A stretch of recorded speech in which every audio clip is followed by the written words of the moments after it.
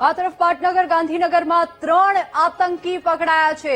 આતંકીઓ પાસેથી હથિયાર કબજે કરાયા છે। આ ઉપરાંત જે રીતે સમાચાર પ્રાપ્ત થઈ રહ્યા છે, ગુજરાત એટીએસને મોટી સફળતા મળી છે। પહેલા એક આતંકીની ધરપકડ કરવામાં આવી, ત્યારબાદ તેની પૂછપરછ કરાઈ અને ત્યારબાદ અન્ય 2 આતંકીઓને પકડી પાડવામાં આવ્યા છે। એક આતંકી હૈદરાબાદનો હોવાનું સામે આવ્યું છે।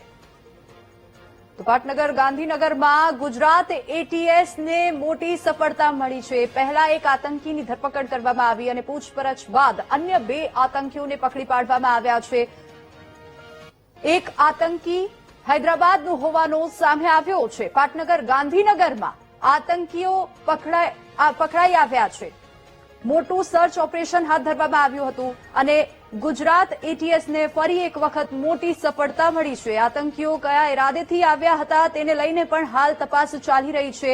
ગુજરાત એટીએસે આ સમગ્ર કાર્યવાહી કરી આતંકીઓને પકડી પાડ્યા છે। તો એક આતંકી હૈદરાબાદનો હોવાનો સામે આવ્યો છે। પાટનગર ગાંધીનગરમાં 3 આતંકી પકડાઈ આવ્યા છે। એક આતંકી હૈદરાબાદનો હોવાનું સામે આવ્યું છે। પૂછપરછ બાદ અન્ય 2 આતંકીઓ પકડી આવ્યા છે। પાટનગર ગાંધીનગરમાં ગુજરાત એટીએસને મોટી સફળતા મળી છે। આ મોટું સર્ચ ઓપરેશન તેઓએ ત્યાં હાથ ધર્યું હતું। પહેલા એક આતંકીની ધરપકડ કરવામાં આવી અને પૂછપરછ બાદ અન્ય 2 આતંકી પકડી આવ્યા છે।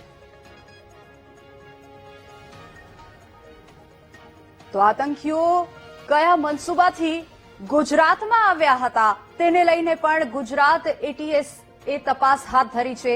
આતંકીઓની પૂછપરછ હાલ ચાલી રહી છે કે આ લોકો કયા ઇરાદેથી અહીંયા આવ્યા હતા અને વધુ તપાસ એટીએસે હાથ ધરી।